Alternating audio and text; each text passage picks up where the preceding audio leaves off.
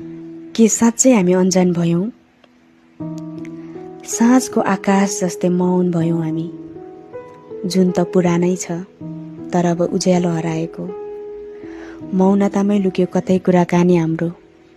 शब्दहरू त थिए, तर अर्थहरू हराएको। तिमी त मेरो कविता थियौ, म भने तिमीले नबुझेको त्यो शीर्षक।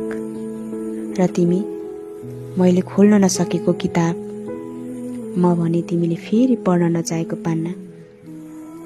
समय त नदी भयो र हामी दुई किनारा, जहाँ पुल कहिले बनेन, बनेको पनि कहिले टिकेन। अब तिम्रो नाम सुन्दा हृदयले चुपचाप पिसै फेर्छ। तिमी त बिर्सन नचाहेको सम्झना बनेर रह्यौ, र मनले अझै पनि के साँच्चै हामी अनजान भयौँ भन्ने प्रश्न सोधिरहन्छ।